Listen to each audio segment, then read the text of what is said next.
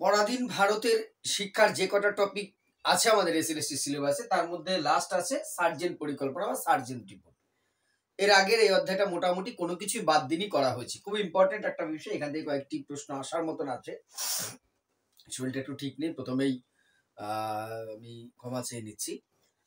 Sergeant পরিকল্পনা, এই sergeant পরিকল্পনা কি, এর কি কি সুপারিশ আছে, বিষয়টা কিভাবে বাস্তবায়িত হয়েছে, কতটুকু সুবিধা বা ভালো দিক খারাপ দিক সব আমরা সহজভাবে আলোচনা করব আজকের এই ভিডিওটিতে। আমরা দেখেছি যে সেই ব্রিটিশ পিরিয়ডে তোমার সেই সনদ আইন 1813 সাল থেকে শুরু হয়েছে, বিভিন্ন কনফ্লিক্টের মধ্যে দিয়ে শিক্ষার অগ্রগতি হয়েছে।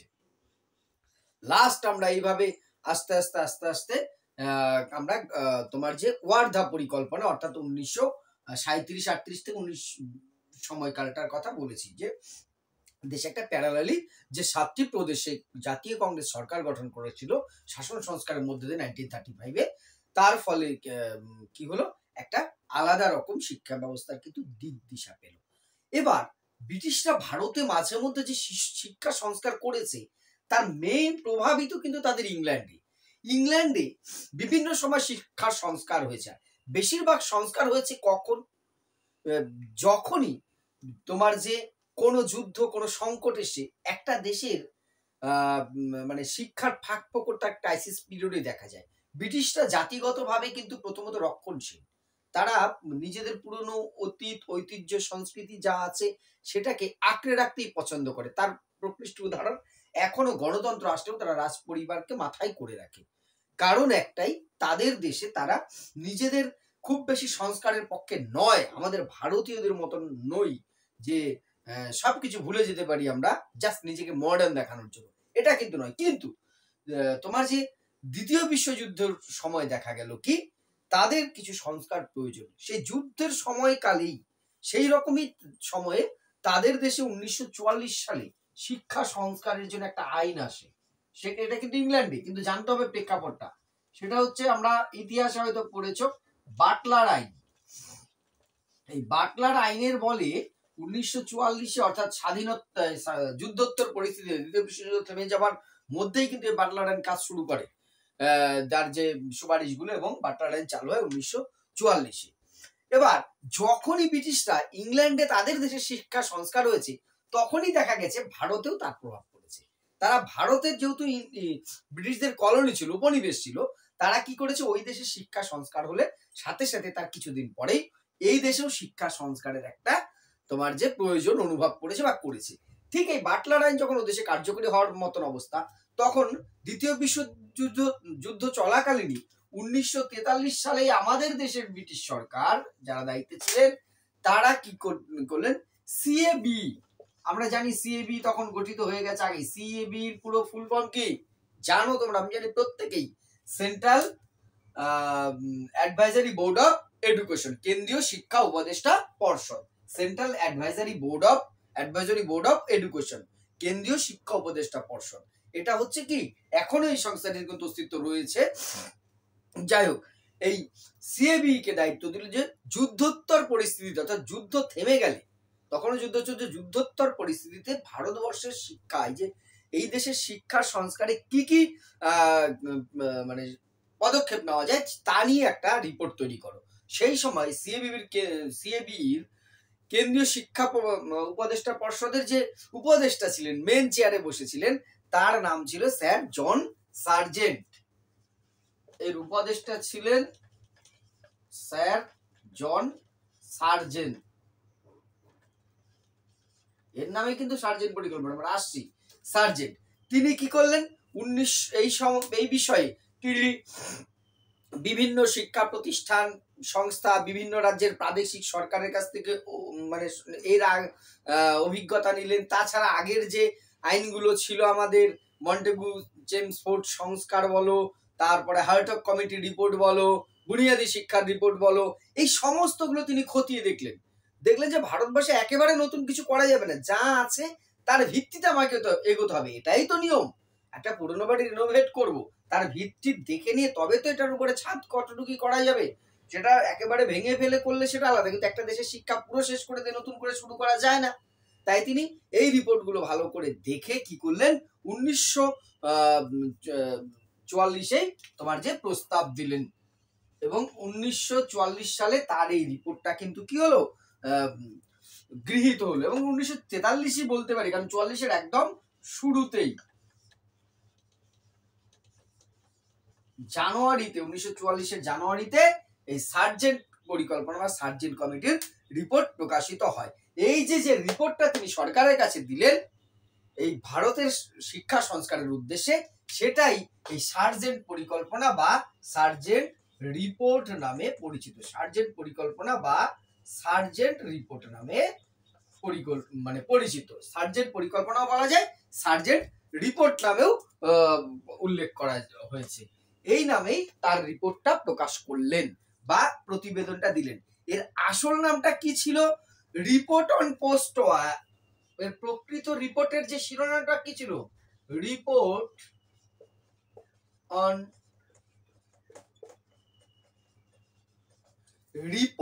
On post war educational development in India.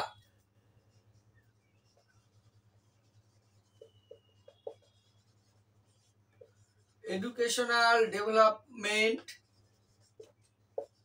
In India, এটা ছিল অ্যাকচুয়ালি সার্জেন্ট কমিটির প্রতিবেদনের শিরোনাম। এটা কিন্তু বিভিন্ন রকম, দেখো আসলে সার্জেন্ট কমিটির শিরোনাম ছিল সার্জেন্ট রিপোর্ট, সার্জেন্ট রিপোর্টগুলো আরো একটি দিয়ে দিল, এটা থাকলো। এটা কোনো জানা, আমরা বারবার বলেছি আমাদের পরীক্ষাটা হবে প্রত্যাভিজ্ঞায়, দেখে চিনতে পারে। Report on post war educational development in India, report on post war educational development in India, অর্থাৎ যুদ্ধোত্তর ভারতবর্ষের শিক্ষার উন্নতি, এই শিরোনামে প্রকাশ করে।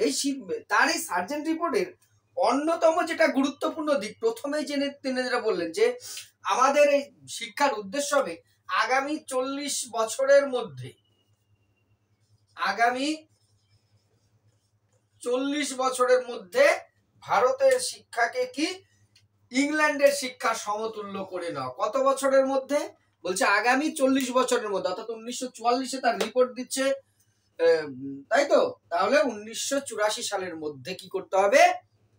ভারতবর্ষের শিক্ষাকে ইংল্যান্ডের সমতুল্য করে নাও। আরো 40 বছর অপেক্ষা করতে হবে, তবে সমতুল্য হবে। আর টার্গেট আমাদের কি? ইংল্যান্ডের সমপর্যায়ে হওয়া, এটা ছিল টার্গেট। এখান থেকে টেকনিক্যালি প্রশ্ন হতে পারে, এই জন্যই উল্লেখ করলাম যে সার্জেন্ট রিপোর্টে বলা হলো যে 1944 সালে আমি রিপোর্টটা দিচ্ছি, কিন্তু আগামী 40 বছরের মধ্যেই ভারতীয় শিক্ষাকে ইংল্যান্ডের শিক্ষার সমতুল্য করে নেওয়া হবে। এবারে এই সুপারিশটা তিনি কি দিলেন? সুপারিশে তিনি 12টি বিষয় সুপারিশ করলেন, সব মিলে 12টা বিষয়। আমি এখানে 12টা আলাদা আলাদা করে লিখবো না, আমি প্রত্যেকটা যখন আলোচনা করবো জাস্ট মুখে বলছি। যেমন ধরো প্রাথমিক শিক্ষা, প্রাথমিক শিক্ষা, মাধ্যমিক শিক্ষা, উচ্চ শিক্ষা, বৃত্তি শিক্ষা, প্রতিবন্ধীদের শিক্ষা, নারী শিক্ষা, স্বাস্থ্য শিক্ষা, সহপাঠক্রম কার্যাবলী, শিক্ষা প্রশাসন, এই সমস্ত দিক নিয়ে তার প্রতিবেদনে তিনি তোমার যে আলোচনা করলেন। তাহলে কটা বিষয় মেন তিনি সুপারিশ করেছিলেন? প্রধান সুপারিশ করেছিলেন 12টি বিষয়। 12টি বিষয়ের উপরে তার আলোকপাত দেখা যায় মেন। ওকে, তাহলে সার্জেন্ট পরিকল্পনা কত সালে গৃহীত? 1944 সালের জানুয়ারি মাসে। একটু সমস্যা হচ্ছে আজকে ক্লাসটায়, সরি, আগেই বলেছি, একটু অ্যাডজাস্ট করে নিও তোমরাও। জানুয়ারি মাসে প্রকাশিত হয়। 40 বছরের মধ্যে ভারতীয় শিক্ষাকে কি করার কথা বলা হয়েছিল? ইংল্যান্ডের শিক্ষার সমতুল্য করে তোলার কথা ছিল। এইবার আমরা 12টি বিষয় কিন্তু আলোচনা করব, দেখবো সার্জেন্ট রিপোর্টে কি কি বলেছে। প্রথম, 1 নম্বর, প্রথমেই তিনি আলোচনা করলেন প্রাক প্রাথমিক শিক্ষা। আমরা প্রত্যেকেই জানি প্রাক প্রাথমিক মানে কি। প্রাক প্রাথমিক মানে কি? প্রাথমিকের পূর্বে, প্রি প্রাইমারি, তাই তো? ইংরেজি হচ্ছে প্রি প্রাইমারি। প্রাইমারির পূর্বে, প্রি, প্রাক, অর্থাৎ প্রাথমিক শিক্ষার পূর্বের যে শিক্ষা সেটা হচ্ছে প্রাক প্রাথমিক। এই প্রাক প্রাথমিক শিক্ষা সম্পর্কে এতদিন ভারতবর্ষে কোনো সরকারি নীতিমালা ছিল না।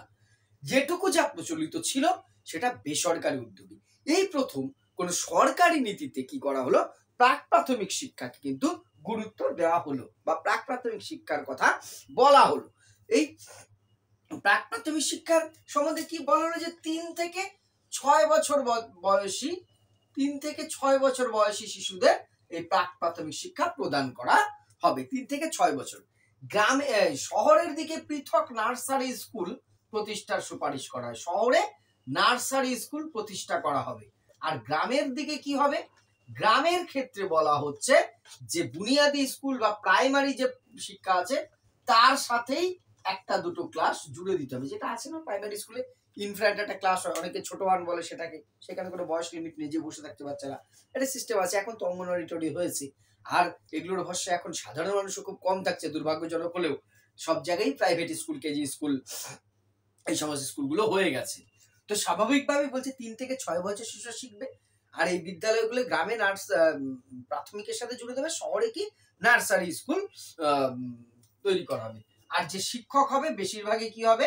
বলছে শিক্ষকরা হবেন এখানে বেশিরভাগই শিক্ষিকা, অর্থাৎ মহিলাদেরই বেশি গুরুত্ব দেওয়া হবে। শিশুদের অভ্যাস গঠনের উপর গুরুত্ব দেওয়া হবে। আর প্রাক প্রাথমিক শিক্ষার ভাষা মাধ্যম কি হবে? প্রাক প্রাথমিক শিক্ষার ভাষা মাধ্যম হবে মাতৃভাষা। মাতৃভাষাতে শিক্ষা দেওয়া হবে। এই হলো প্রাক প্রাথমিক শিক্ষা সংক্রান্ত সুপারিশ। তাহলে 3 থেকে 6 বছর বয়সী শিশুদের, এবং তাহলে প্রাক প্রাথমিক শিক্ষা দেওয়ার জন্য সার্জেন্ট রিপোর্টে শহরাঞ্চলে কোন বিদ্যালয়ের প্রতিষ্ঠার কথা বলা হয়েছে? নার্সারি বিদ্যালয়, যেটা আমরা ইংল্যান্ডে দেখেছিলাম, তাই তো? আগে হচ্ছে পথ শিশুদের শিক্ষা দেওয়ার জন্য তো নার্সারি। এবার গ্রামে প্রাথমিক বিদ্যালয় বা যে বুনিয়াদী বিদ্যালয় প্রচলিত ছিল তার সাথেই প্রাথমিকের পূর্বে জুড়ে দেওয়া হবে। আর প্রাক প্রাথমিক শিক্ষার ভাষা মাধ্যম কি হবে? প্রাক প্রাথমিক শিক্ষার ভাষা মাধ্যম হবে তোমার যে মাতৃভাষা। এবার সেকেন্ড যেটা আসছে, হচ্ছে কি প্রাথমিক শিক্ষা। এই প্রাথমিক শিক্ষা সংক্রান্ত সম্বন্ধে কিন্তু কোঠারি কমিশনের কোঠারি কমিশন চলে এসেছে, সার্জেন্ট পরে তো আসবে এগুলো না, সার্জেন্ট রিপোর্টের বিশেষ সুপারিশ। প্রথমত বলা হচ্ছে প্রাথমিক শিক্ষা হবে 6 থেকে 14 বছর বয়সী। এই 6 থেকে 14 বছর বয়সী শিক্ষার্থীদের জন্য শিক্ষা হবে প্রাথমিক শিক্ষা। এর দুটো স্তর হবে। একটা হচ্ছে প্রাথমিক বা বুনিয়াদির ক্ষেত্রে একই রকম, নিম্ন প্রাথমিক বা নিম্ন বুনিয়াদি, সেটা হবে 6 থেকে 11 বছর। আর 11 থেকে 14 হবে উচ্চ প্রাথমিক বা উচ্চ বুনিয়াদি। অর্থাৎ দুটো স্তর থাকবে, যেটা বর্তমানে আছে তো, মানে 6 থেকে 14 বছর বয়সী শিশুদের প্রাথমিক শিক্ষা তার দুটো স্তর, একটা হচ্ছে নিম্ন বুনিয়াদি বা নিম্ন প্রাথমিক, একটা উচ্চ বুনিয়াদি বা উচ্চ প্রাথমিক। ঠিক আছে? সবচেয়ে গুরুত্বপূর্ণ ইম্পর্টেন্ট যদি আমরা কিছু বলি, সেটা হচ্ছে যে বলা হলো যে বুনিয়াদি শিক্ষায় এতদিন যে ধারণাটা ছিল, আমরা আগের ক্লাসে পড়েছি, যে প্রাথমিক স্তরে বা বুনিয়াদি স্তরে শিক্ষার ব্যয়ভার স্কুল বহন করবে, সেখান থেকে যে উৎপাদন হবে সেগুলো বেঁচে কিনে বা সেই উৎপাদন দিয়েই শিক্ষার ব্যয়ভার স্বয়ংসম্পূর্ণ হবে। এই নীতির বিরোধিতা করা হলো, কিন্তু বলা হলো এইটা কখনো শিক্ষার উদ্দেশ্য হতে পারে না। তিনি কিন্তু বুনিয়াদী শিক্ষার বিরুদ্ধে ছিলেন না, বুনিয়াদী শিক্ষাকে সমর্থন করেছেন, চলুক, কিন্তু ওই ছেলেমেয়েরা এটা সেটা উৎপাদন করবে, সেই বেঁচে কিনে তাই দিয়ে স্কুলের খরচ চলবে, এটা কোনোদিন হতে পারে না। তিনি এই নীতির কিন্তু তীব্র বিরোধিতা করেছেন। এই প্রাথমিক শিক্ষাতেও শিক্ষার মাধ্যম হিসেবে বলেছেন মাতৃভাষাই হবে শিক্ষার মাধ্যম। অর্থাৎ প্রাথমিক স্তরে তাহলে শিক্ষার মাধ্যম কি হবে? তোমার যে আর মাতৃভাষা। স্থানীয় বিষয়কে গুরুত্ব দিয়ে কিন্তু পাঠ্যক্রম এবং শিল্প নির্বাচন, এই শিল্প নির্বাচন কেন আসলো? বলছে স্থানীয় যে বিষয় তার সাথে গুরুত্ব দিয়ে প্রাথমিকের পাঠ্যক্রমে গুরুত্ব পাবে। তাছাড়া বুনিয়াদী শিক্ষার ক্ষেত্রে যে শিল্পের কথা বলা হয়েছে, সেটা স্থানীয় বাজার, স্থানীয় প্রচলন, স্থানীয় অবস্থার উপর ভিত্তি করেই গড়ে উঠবে। আর বহু শিক্ষক নিয়োগের কথা বলা হয়েছে, এবং অধিকাংশ চেষ্টা করতে হবে যদি মহিলা অর্থাৎ শিক্ষিকা পাওয়া যায়, সে সময় পাওয়াটাও খুব কষ্ট ছিল, নিয়োগ করতে হবে। এবং প্রাথমিক স্তরে শিক্ষকদের বেতন হবে মাসিক 30 থেকে 50 টাকা। এই প্রথম একটা নির্দিষ্ট বেতন কাঠামোর মধ্যেও কিন্তু শিক্ষকদের আনার চেষ্টা হয়েছে, যার সুফল কিছুটা হলেও আমরা পাচ্ছি আজকে বর্তমানে। আস্তে আস্তে আস্তে আস্তে কিন্তু সেটা শিক্ষকদের বেতন তাহলে কত? 30 থেকে 50 টাকা পর্যন্ত। এই হলো প্রাথমিক শিক্ষা। এটা দ্রুতই বলতে হবে কারণ অনেকগুলো রিপোর্ট যেহেতু।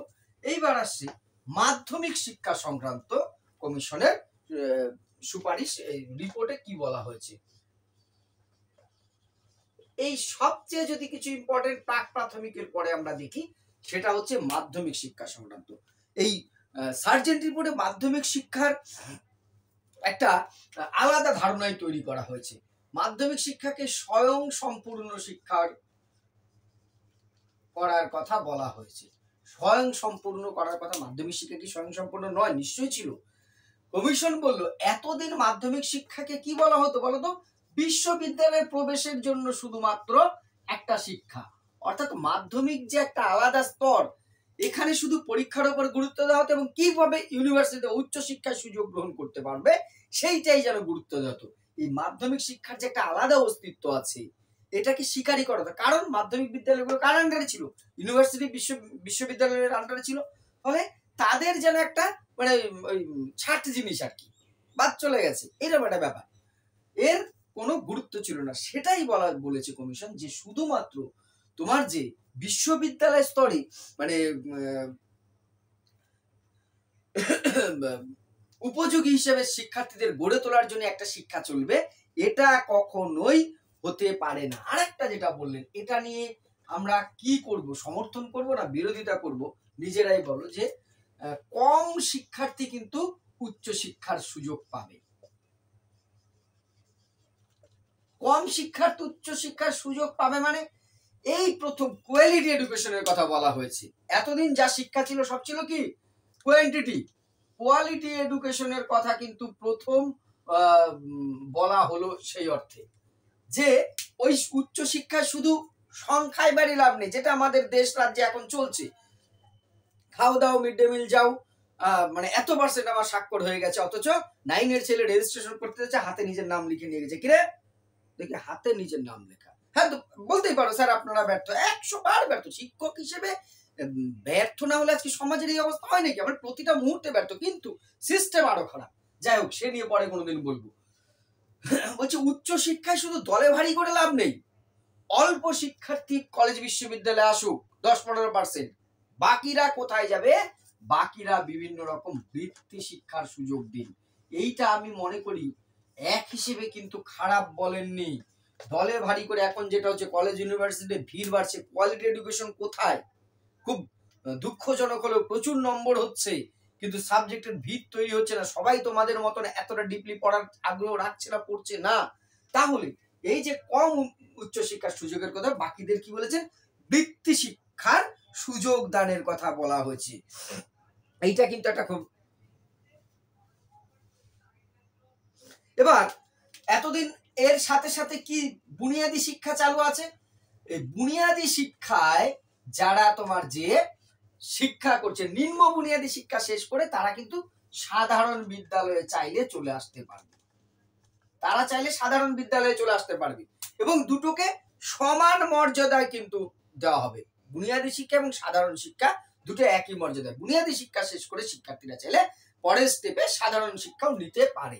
আর কি বলা হলো? যে মাধ্যমিক স্তরে শিক্ষার্থীদের কাছ থেকে বেতন নিতে হবে। অবৈতনিক শিক্ষা মাধ্যমিক স্তরে চলবে না, তাদের বেতন দিতে হবে। তবে 50% আসন থাকবে ফ্রি। অবৈতনিক দুস্থ মেধাবী শিক্ষার্থীদের জন্য 50%, যাদের মানে তোমার যে যোগ্যতা আছে, দেওয়ার উপায় আছে, তারা বেতন দেবে। কিন্তু 50% প্রতিটা স্কুলে কি হবে? অবৈতনিক থাকবে, কোন রকম তাদের কাছ থেকে বেতন না হবে। মোট আসনের 50%। আর পাঠ্যক্রমের ব্যাপারে বলা হলো মাধ্যমিক শিক্ষার পাঠ্যক্রম কি হবে? বলছে পাঠ্যক্রম হবে বৈচিত্র্যপূর্ণ। ওই একঘেয়েমি দূর করে বাস্তবমুখী করে তোলার জন্য এখানে কিন্তু বৈচিত্র্যপূর্ণ পাঠ্যক্রম করে তুলতে হবে। আর শিক্ষার মাধ্যম হিসেবে মাধ্যমিক স্তরেও কিন্তু মাতৃভাষাকে অধিক গুরুত্ব জানার কথা বলা হয়েছে। ইংরেজিকে কিন্তু বাদ দেওয়ার কথা বলেনি, কিন্তু মাতৃভাষাকে কিন্তু গুরুত্ব দেওয়ার কথা বলা হয়েছে।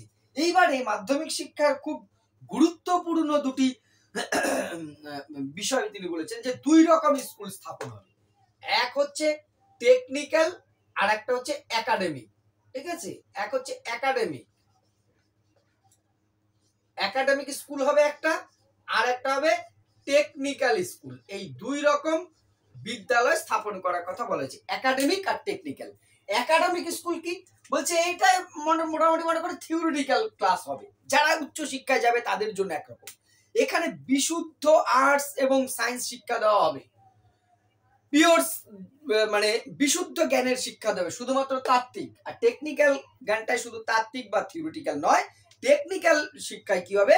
এখানে অ্যাপ্লাইড বিষয়গুলো, ফলিত বিষয়গুলো, বিজ্ঞান, কৃষিবিদ্যা, বাণিজ্য ইত্যাদি ফলিত বিষয়গুলো শিক্ষা দেবে। অর্থাৎ দুরকম মাধ্যমিক বিদ্যালয় হবে, একটা হচ্ছে একাডেমিক স্কুল, একটা হচ্ছে টেকনিক্যাল স্কুল। তাহলে টেকনিক্যাল বিদ্যালয়ের কথা কোন কমিশন প্রথম বলেছে, কোথায় বলা হয়েছে? সার্জেন্ট রিপোর্ট বা সার্জেন্ট পরিকল্পনা। একাডেমিক স্কুল কি? যেখানে বিশুদ্ধ জ্ঞান দেওয়া হবে। টেকনিক্যাল স্কুল কি? যেখানে তোমার যে ফলিত বিষয়গুলো, হাতে কলমে বিদ্যা, বিশেষ করে সেসব বিষয় যেখানে পাঠদানের কথা বলা হয়েছে, সেই স্কুলটা।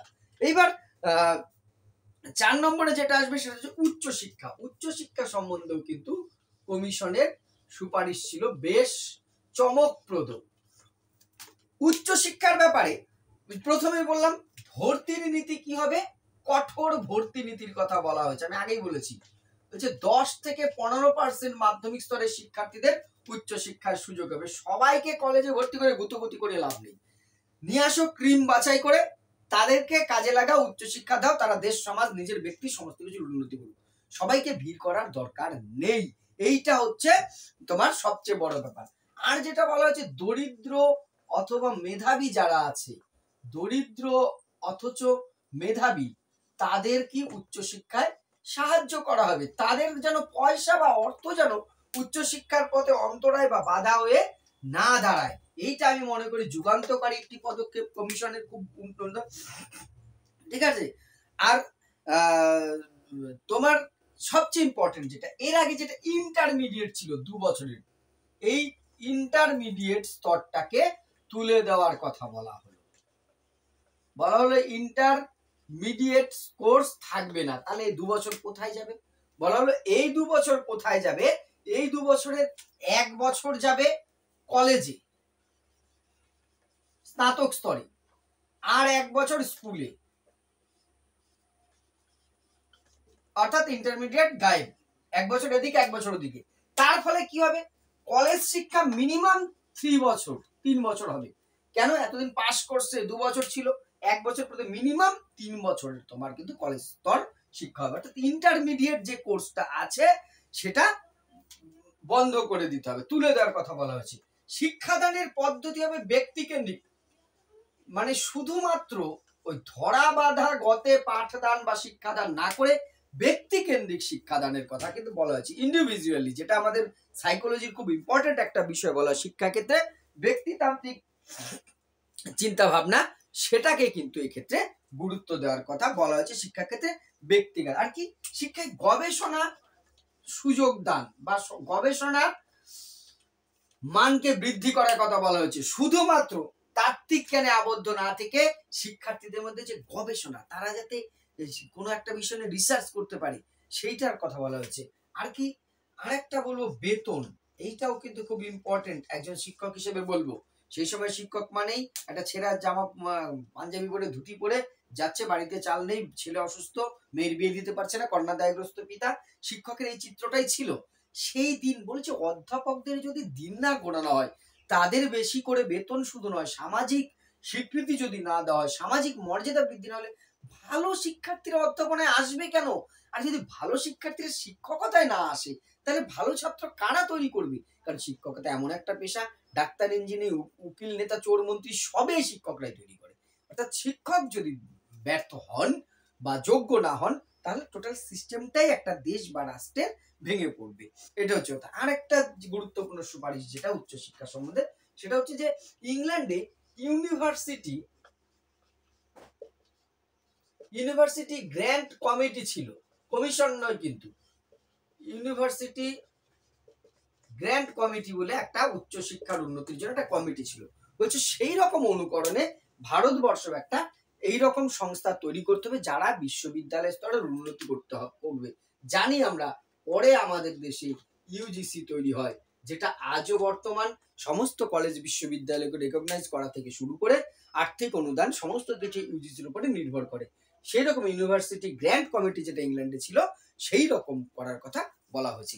এরপরের যে সুপারিশটা আছে 5 নম্বরে, এটা কিন্তু আরো ইম্পর্টেন্ট আমি মনে করছি। তারপরে নর্মাল জিনিসগুলো চলে আসবে কমন। এবার হচ্ছে কারিগরি শিক্ষা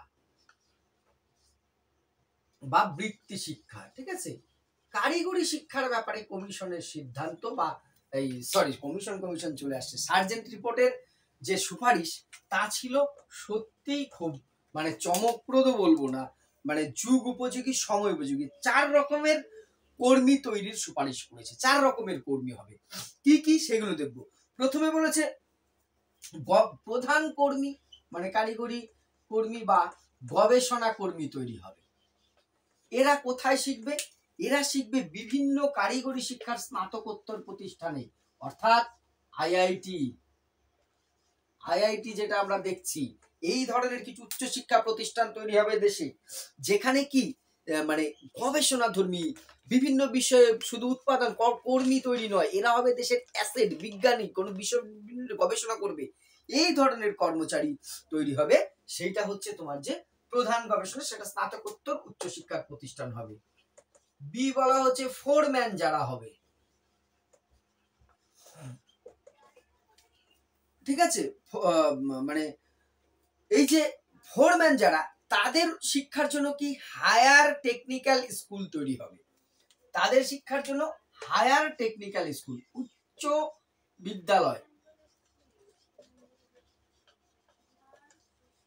হায়ার টেকনিক্যাল স্কুল তৈরি হবে। এখান থেকে এরা সার্টিফিকেট বা ডিপ্লোমা পাবে। সার্টিফিকেট বা ডিপ্লোমা পেয়ে তারা কি করবে? তারা বিভিন্ন জায়গায় দক্ষতা প্রমাণ করবে, কাজের সুযোগ পাবে। এরপর যেটা আসছে দক্ষ কর্মী তৈরি করা, স্কিল ওয়ার্কার। এই 4 রকমের কর্মী, আরো একটা বলবো অর্ধদক্ষ কর্মী। স্কিল ওয়ার্কাররা কি করবে? টেকনিক্যাল, এদের প্রশিক্ষণের জন্য কি বলছে, এরা হায়ার টেকনিক্যাল ছিল, এটা হবে টেকনিক্যাল স্কুল। এই টেকনিক্যাল স্কুল স্থাপন করবে। এখানে বিভিন্ন শিল্প কারখানা বা গবেষণা প্রতিষ্ঠানের প্রয়োজনে দক্ষ কর্মচারী, দক্ষ যে স্কিল ডেভেলপমেন্ট করা হবে, সেই ধরনের তৈরি করা হবে। তাহলে প্রধান বা গবেষকদের স্নাতকোত্তর মানে কারিগরি প্রশিক্ষণ হবে, ফোরম্যানদের জন্য হায়ার টেকনিক্যাল স্কুল হবে, আর দক্ষ কর্মীদের জন্য টেকনিক্যাল স্কুল। বাকি রইল ডি, অর্ধদক্ষ কর্মী। এদের জন্য ট্রেড স্কুল, যেটা এখনকার বলতে পারো আইআইটি বলতে পারো, জুনিয়র টেকনিক্যাল স্কুল,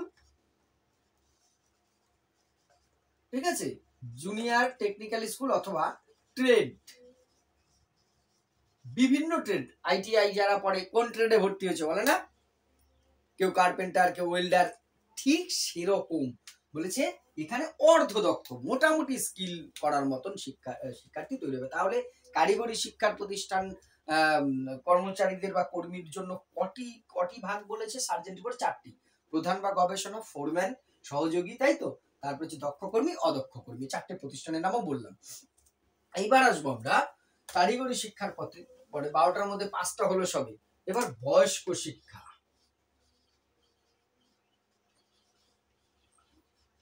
বয়স্ক শিক্ষার ব্যাপারেও কিন্তু তোমার যে সার্জেন্ট পরিকল্পনায় বিশেষ সুপারিশ, প্রথম সুপারিশ বলে যে 10 থেকে 20 বছর বয়সী যারা শিক্ষা গ্রহণ করেনি তাদের এবারে শিক্ষার ব্যবস্থা করতে হবে। শুধু বাধ্যতামূলক প্রাথমিক শিক্ষা করলে হবে না, ঠিক আছে। এদের জন্য কি হবে? পৃথক বিদ্যালয় তৈরি হবে, দিনে চলুক বা প্রয়োজনে নাইট স্কুল। 25 জনের বেশি ছাত্র হবে না, একসাথে শিক্ষার্থী হবে 25 জন, তার বেশি কিন্তু শিক্ষার্থী নেওয়া যাবে না। তাহলে 10 থেকে 20 বছরের জন্য পৃথক বিদ্যালয়। আর কি, যারা মহিলা আছে বলছে এই বয়সী নারীদের জন্য পৃথক প্রতিষ্ঠান তৈরি করতে হবে। নারীদের জন্য এই বয়সে, অর্থাৎ বয়স্ক শিক্ষায় নারীদের জন্য পৃথক বিদ্যালয় তোমার জেনে ব্যবহার তৈরি করা সম্ভব হলে তৈরি করতে হবে।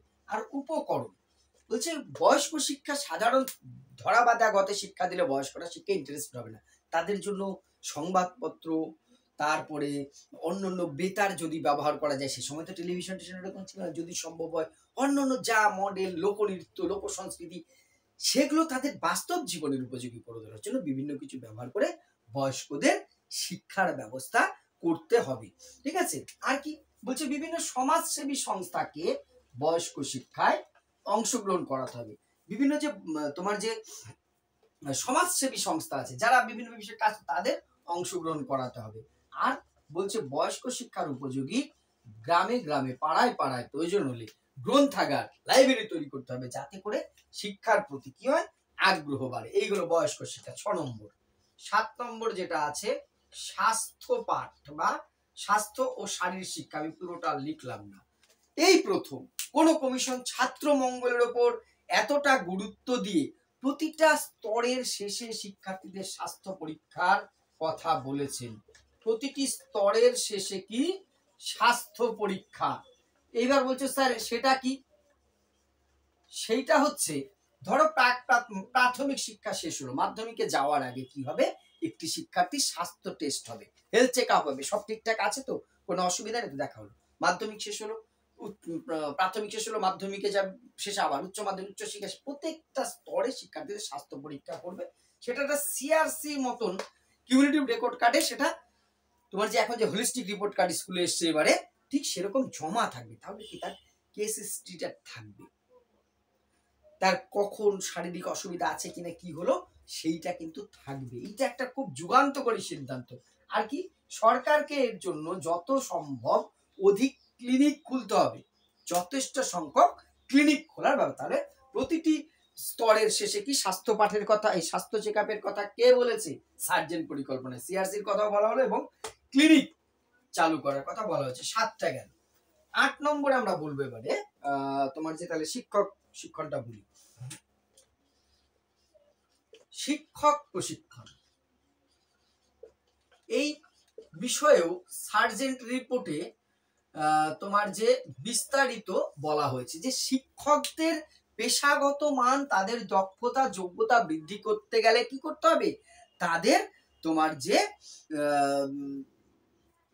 প্রশিক্ষণের ব্যবস্থা করতে হবে, যে পৃথক ব্যবস্থা করা, অর্থাৎ ট্রেনিংটাকে ইউনিভার্সিটির মধ্যে একটি আলাদা ব্যবস্থা করা, তাদের জন্য শিক্ষক শিক্ষণ মানে টিচার ট্রেনিং একটা আলাদা ডিপার্টমেন্ট হবে, সেখানে শিক্ষকদের বিভিন্নভাবে প্রশিক্ষণ দেওয়ার ব্যবস্থা করতে হবে। এবং বিভিন্ন শিক্ষার সাথে যে সমস্ত শিক্ষকরা যুক্ত, আমি পুরোটা লিখতে পারবো না, ধরো প্রাথমিক শিক্ষায়, প্রাক প্রাথমিক শিক্ষায়, মাধ্যমিক শিক্ষায় শিক্ষক আছে, কিন্তু তারা স্নাতক নয়, বলছে এদের স্নাতক করে তুলতে হবে, দরকার হলে পৃথক কলেজ এদের জন্য একটা তৈরি করতে হবে, সেখানে যে সমস্ত টিচার, অর্থাৎ শিক্ষকতা করতে গেলে মিনিমাম স্নাতক গ্রাজুয়েট হতে হবে। ভাবো 1944 সার্জেন্ট রিপোর্টে বলেছে। এবং বলছে যারা স্নাতক নয় তাদেরকে বিভিন্ন সুযোগ দিয়ে তাদের স্নাতক করতে হবে। আর যে সমস্ত শিক্ষকরা ইতিমধ্যেই তোমার যে শিক্ষকতা করছে তাদের জন্য রিফ্রেশমেন্ট কোর্সের ব্যবস্থা করা। এই রিফ্রেশমেন্ট কোর্সটা কি, ধরো আমি পড়াচ্ছি শিক্ষা বিজ্ঞান, একটা স্কুলে শিক্ষকতা করি, একঘেয়েমি চলে আসে, নতুন আপডেট বিষয় আসছে, আমরা আপডেট হতে পারছি না, মাঝে মধ্যে একটা 1 মাসের কোর্স ট্রেনিং হলো, নতুন কি আসে, তাহলে শিক্ষকরা আরো মডার্ন হতে পারবে, তারা আপডেট হতে পারবে, যেটা খুব প্রয়োজন। সেই শিক্ষকতা চাকরিতে এমনিতেই তো কোনো ট্রান্সফার নেই, যেখানে জন্ম তোমার সেখানেই মৃত্যু। তুমি অ্যাসিস্ট্যান্ট টিচারের এডুকেশন হয়ে ঢুকবে, আজীবন তুমি অ্যাসিস্ট্যান্ট টিচার এডুকেশন হয়েই থাকবে, তুমি বাড়বেও না কমবেও না, ফলে স্থবির হয়ে যাওয়ার একটা ব্যাপার হয়ে যাচ্ছে। এইটাকে ভাঙার একটা সিস্টেম চালু করার কথা বলা হয়েছিল, তাদেরকে রিফ্রেশমেন্ট কোর্স তোমার ব্যবস্থা করা। এছাড়া কি তোমার যে এই যে শিক্ষকদের যে টোটাল তোমার এই কোর্স করা, এই করতে বলছে বার্ষিক প্রায় 4 কোটি টাকা ব্যয় হবে, সেটা করতেও কিন্তু তিনি সুপারিশ করেছেন যে 4 কোটি টাকা মতন ব্যয় হবে। শিক্ষকদের উন্নতি না করলে কিন্তু শিক্ষার মান বাড়বে না। এই বিভিন্ন স্তরের অধ্যাপক শিক্ষক তাদের কি করতে হবে, বেতন ও সামাজিক সম্মান যেটা আছে, বেতন ও সামাজিক সম্মান বৃদ্ধি না করলে, যেটা আগেও বললাম, শিক্ষকটার কথায় ভালো মানের শিক্ষার্থীরা আসবে না। 9 নম্বর প্রতিবন্ধীদের শিক্ষা। এই প্রথম প্রতিবন্ধীদের শিক্ষার উপর এতটা গুরুত্ব দিচ্ছে সরকার কোন জায়গায়, বলছে প্রতিবন্ধীদের বাদ রেখে একটা সমাজের উন্নতি হতে পারে না। বলছে বিভিন্ন প্রতিবন্ধী, যারা স্বল্প প্রতিবন্ধী, তাদের একসাথে শিক্ষাদানের কথা বলা হয়েছে। ভাবো আজকে আমরা ইনক্লুসিভ এডুকেশনের কথা শুনছি না, সেই ইনক্লুসিভ এডুকেশনের আইডিয়া দিচ্ছে সার্জেন্ট 1944 সালে। বলছে যারা সামান্য প্রতিবন্ধী আছে, সামান্য মানসিক দৈহিক প্রতিবন্ধী, তাদের সাধারণ ছেলে মেয়েদের সাথে সাধারণ বিদ্যালয়ে শিক্ষা দেব। ভাবতে পারো এই মানুষটা হতে পারেন ব্রিটিশিয়ান, তার অনেক নীতির সাথে আমি মানে দ্বিমত করব, সমালোচনায় আসবো যখন, কিন্তু আজকের যে ইনক্লুসিভ এডুকেশনের কথা আমরা শুনছি, বলছি, প্রয়োগ করার কথা বলছি, সেটা সেই সময় দাঁড়িয়ে কিন্তু এই মানুষটি বলেছেন। 70-80 বছর বা তারও বেশি আগে, তাহলে সেটাকে আমাদের আলাদা চোখে দেখতে। আর যারা অধিক প্রতিবন্ধী তাদের জন্য কি বলা হলো, পৃথক বিদ্যালয় স্থাপন। পৃথক বিদ্যালয় স্থাপন, কারণ যাদের প্রতিবন্ধকতা বেশি তারা সাধারণ শিক্ষার্থীদের সাথে শিক্ষা গ্রহণ করতে পারবে না, পৃথক বিদ্যালয়। আর যাদের সমস্যার চিকিৎসা যোগ্য তাদের জন্য চিকিৎসার ব্যবস্থা। এটাও কিন্তু আমি মনে করি একটা ঐতিহাসিক সিদ্ধান্ত, যে শিক্ষা দায়িত্ব নিচ্ছে একটা প্রতিবন্ধী ব্যতিক্রমী শিশুর কি করার, তার চিকিৎসার ব্যবস্থা করার। আর পৃথক পাঠ্যক্রম বলছে, সাধারণ পাঠ্যক্রমে এদের শিক্ষাদান করলে হবে না, এদের পাঠ্যক্রম কি করতে হবে, পৃথক করতে হবে, যাতে করে তাদের উপযোগী ব্যতিক্রমী শিশু যারা, প্রতিবন্ধী শিশু যারা, তাদের উপযোগী, তাদের কাজে লাগে, তারা স্বনির্ভর হতে পারে, এমন বিষয়গুলো পাঠ্যক্রমে রাখার কিন্তু সুপারিশ করেছেন। 9টা হলো। 10 নম্বর পয়েন্ট আসবে, কর্মসংস্থান করার ব্যাপারেও কিন্তু এই রিপোর্টে সুপারিশ করা হয়েছে।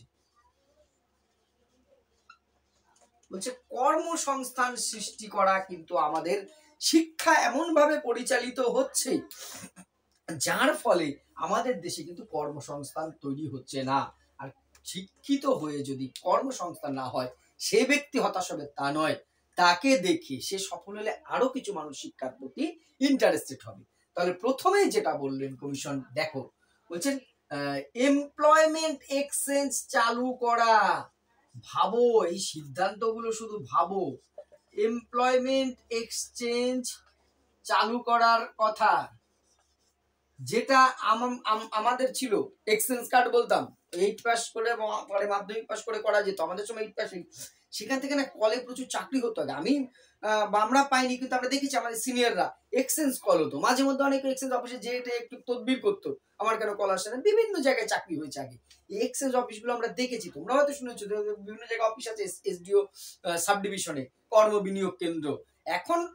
এখন সোনার পাথর বাটি হয়ে গেছে, খায় না, গায়ে মাখে, ছেলেরা জানেও না, আর ওর কোনো কাজও নাই। এখন তো চাকরি, সৎ পথে চাকরির বাজারটাই খুব খারাপ, দুর্ভাগ্যজনক হলেও। তোমরা বিশেষ করে আমরা জন্ম নিয়েছি এমন একটা সন্ধিক্ষণে, সত্যি খুব খারাপ একটা লাইফের।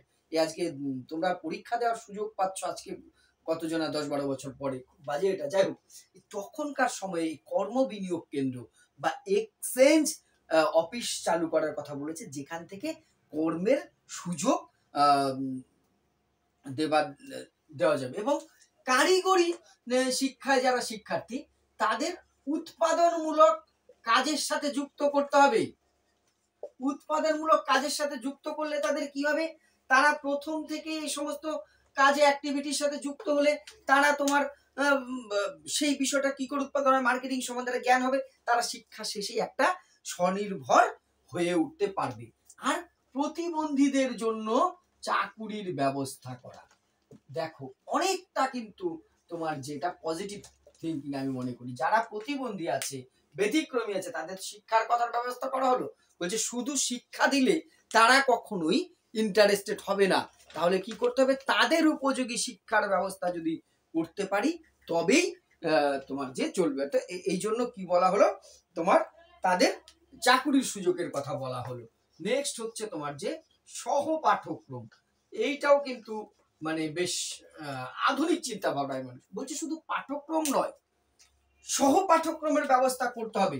প্রাথমিক স্তরে গান, নাচ, লোকনৃত্য, ঠিক আছে, এই ধরনের বিষয়গুলোকে সহপাঠ্যক্রমে রাখার কথা বলা হয়েছে, যাতে করে শিক্ষার্থীরা আনন্দদায়ক শিক্ষা পায়। শুধু তত্ত্বজ্ঞান পড়লে কিন্তু তারা আসবে না। আর মাধ্যমিক স্তরে কি রাখতে হবে, গঠনমূলক বিষয় এবং সমাজ সেবা। তাহলে মাধ্যমিক স্তরে কি থাকবে, প্রথমত বলা হলো গঠনমূলক চিন্তাধারা, তাদের বিভিন্ন পজিটিভ থিঙ্কিং তৈরি করার মতন কাজ করতে হবে।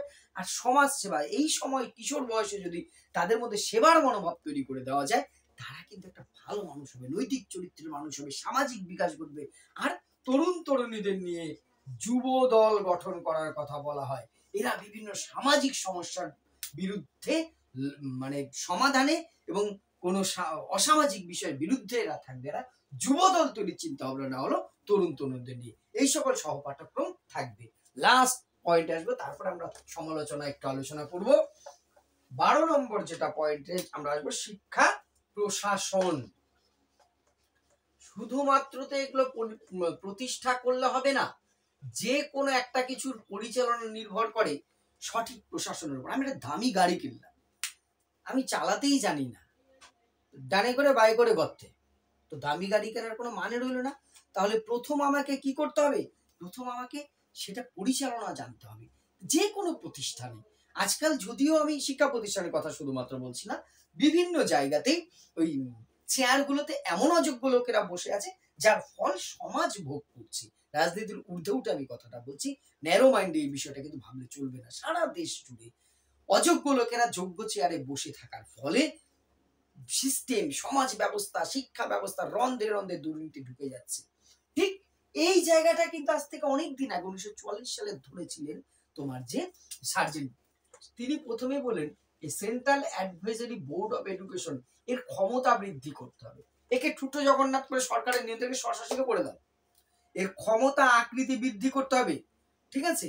আর কি, ওই যে ইংল্যান্ডের গ্র্যান্ড কমিটি আছে, যেটা আগে লিখলাম, এখানে লিখলাম না, তার অনুকরণে উচ্চশিক্ষার জন্য একটি সংস্থা তৈরি করতে হবে।